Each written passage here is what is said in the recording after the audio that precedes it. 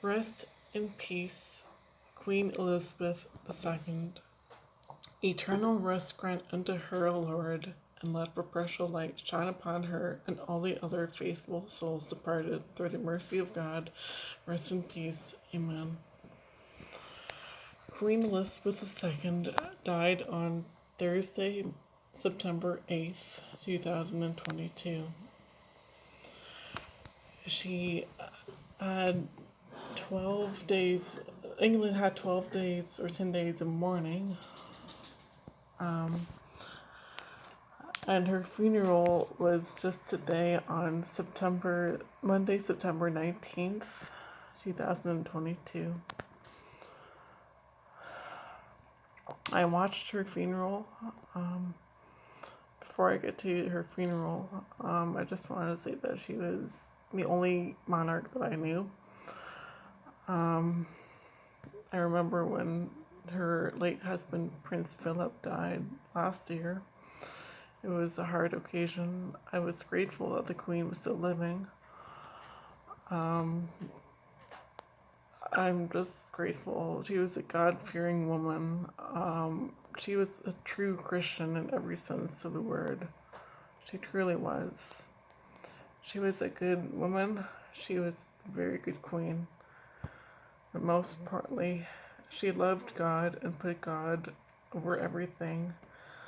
And she made promises to rule over England and all the other sovereigns and colonies and other territories and other places that England was an influence and kind of owned.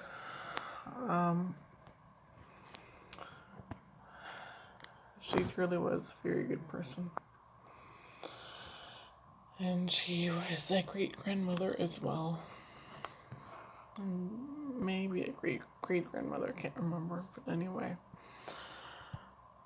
I watched parts of her laying in state. I remember seeing that guard fall flat on his face because he was so determined to be there for his queen, for our queen. That happened during near the time of the guard change, actually. That happened a few days ago, and the guard was replaced, but one or two people helped him up, and he waited till the guard changed. The other guards changed. They changed guard every 20 minutes. I just want to thank the guards, the royal guards, and everybody who were involved in this preparation of Operation London Bridge. Just want to thank you all, and my heart goes out to King Charles III and his family. And may God grant King Charles the strength to rule England. Yeah, so our Queen died on September 8th, Our Lady of the Nativity, Feast of the Nativity of Our Lady. And then her funeral was today, on Monday, September 19th, 2022. I watched her funeral. It was an all-day event. I watched her funeral via YouTube live stream on the YouTube channel on BBC News, British Broadcasting Centre News. I kept posting updates on my Twitter, on my Instagram, on my Facebooks, on my WhatsApp status, as well as two of my groups that I do, YouTube. Yeah, there's just a lot. Yeah, so the live stream started at, I am in Eastern Daylight Savings Time, so the funeral lasted like 9.25 hours. Sorry, the live stream lasted 9.25 hours. the funeral lasted about 7.25 hours. Yes, or 7 or maybe 6.25 hours, I can't remember. So it started, the live stream started at 3 a.m. Eastern Daylight Savings Time and 8 a.m. English time. Then the live stream ended at 12:15 p.m. Eastern Daylight Savings Time, and at 5:15 p.m. English time. Sorry, I only had 2 hours sleep. Seriously, I slept from midnight till 2 a.m. But anyway, that's just beside the point. I'm sorry for rambling. But there were a lot of processions. The actual ceremony started at quote 10:41. 10:41 English time, 10:41 a.m. English time, or was it 10:46? One of those two times. I posted it on my social media platforms. And they were running late. They were supposed to start the final part of the service at 4 p.m. English time.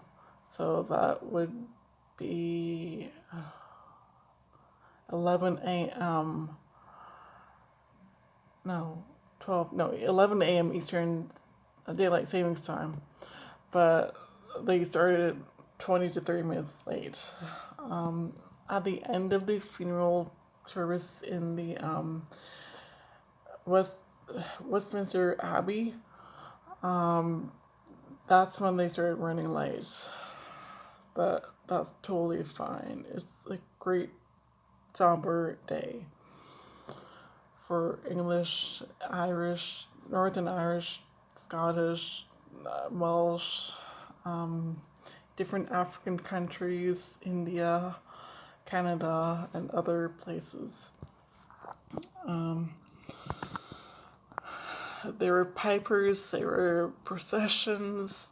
I'm really impressed with King Charles III and his siblings, Princess Margaret and I can't remember the other two names, Prince Andrew or was it Duke of something? Prince Andrew and the other one I can't remember.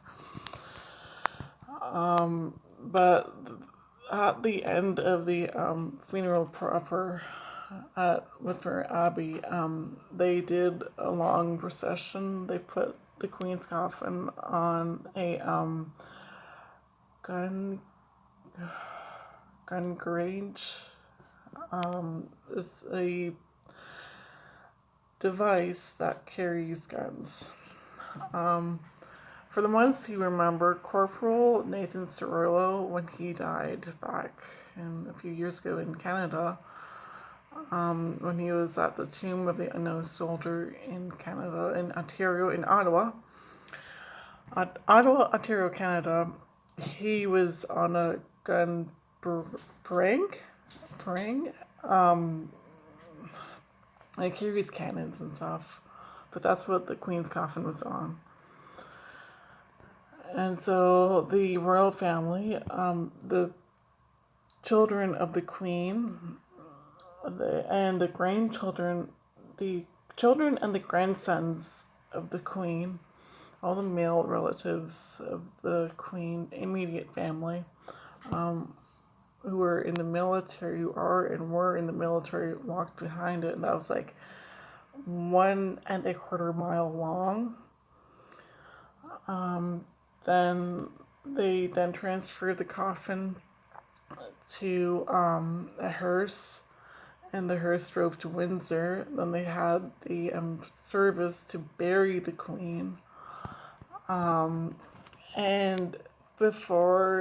when they got to Windsor, they did another walk from, I can't remember all the places, to the actual St. George Chapel of St. George in Windsor. And again, the military people of the Queen's family walked behind her coffin. And there were a lot of pipers, there were brass, there were two main different bands. There were the pipers and the drummers, and the drum corps. And there was the other more traditional band, which was like the marching band, the brass, drums, woodwinds.